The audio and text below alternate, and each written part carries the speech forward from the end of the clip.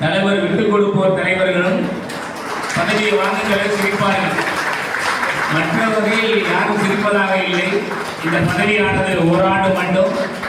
ஆகவே அனைவரும் கரவொலி எழுப்பி உற்சாகப்படுத்தப்படி அன்புடன் கேட்டுக்கொள்கிறோம்.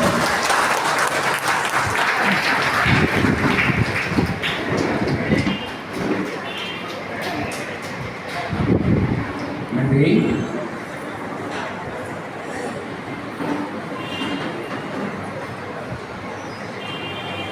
புதிய செயலாளர் பற்றி அறிமுகம் செய்து வருகின்றார் முன்னாள் துணை ஆளுநர் கோவை ரங்கசாமி அவர்கள். 2026-27 ஆண்டினுடைய புதிய செயலாளர் பெயர் கோ கிஷோர், பெற்றோர் ஆர் கோவிந்தராஜ், ஜி லதா. பிறந்த தேதி 17/9/1990. மனைவி கே துர்கா. குழந்தைகள் கே கபினி, கே தன்வி. படிப்பு MBA. தொழில் GK enterprises Muthupettai, GK marketing Thiruthuraipoondi. அதேபோல் துணைத் தலைவர் வர்த்தக கழகம், பொருளாளர் கலாம் கணவியக்கம். சிறந்த செயலாளராக பணியாற்ற அவரை அன்போடு அழைக்கிறோம். இப்பொழுது செயலாளர் பதவியேற்றுக் கொள்கின்றார்.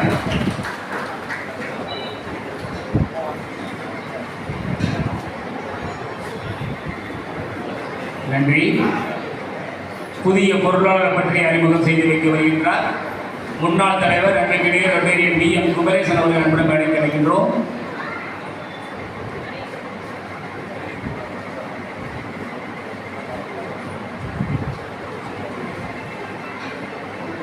அனைவருக்கும் வணக்கம். முத்துப்பேட்டை ரோட்டு சங்கத்தின் 2026-27 ஆண்டு பொருளாளராக பதவியேற்க இருக்கும் திரு முகைதீன் பிச்சையை அறிமுகப்படுத்துவதில் பெருமை அடைகிறேன்.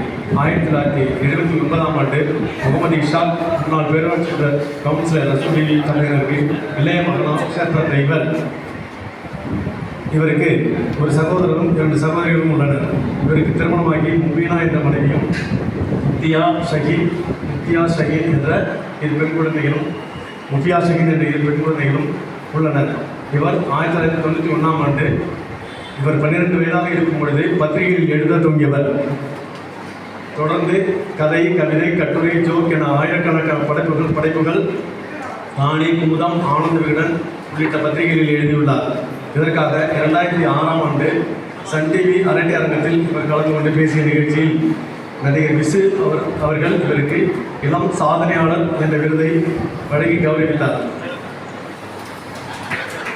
தொடர்ந்து தமிழ் சுடர் காலை நாளிதழ், மாலை முரசு, மாலை நாளிதழ் ஆகியவற்றில் முதலாக செய்தியாளராக தொடங்கியவர் தற்போது சுமார் 15 வருடங்களாக தினகரன் மற்றும் தமிழ் முரசு செய்தியாளராகவும் 2 ஆண்டுகளாக நியூஸ் தமிழ் தொலைக்காட்சி செய்தியாளராகவும் பணியாற்றி வருகிறார்.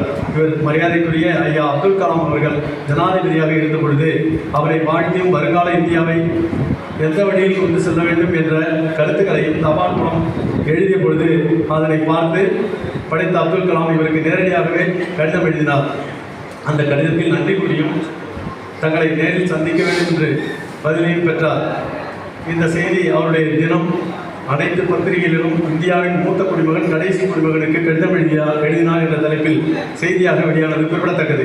ஆனால் ஐயா அப்துல் கலாம் அவர்களை நேரில் சந்திக்க முடியாவிட்டாலும் அவரின் மறைவு அன்று இறுதி ஊர்வலத்தின் போது அவரின் உடலில் தொடும் பாக்கியம், அவரின் ஜனாசா தொழுகையில் கலந்து கொள்ளும் பாக்கியம் பெற்றார். ரசூல் மல்டிமீடியா, ரசூல் நாட்டு செக்கு நல்லெண்ணெய் நிறுவனத்தை நடத்தி வரும் இவர் தற்போது கலாம் கனவு இயக்க தலைவராகவும் வர்த்தக கழகத்தின் பொதுச் செயலாளராகவும் முத்துப்பேட்டை பத்திரிகையாளர்கள் சங்கத்தின் தலைவராகவும் குத்பா பள்ளிவாசல்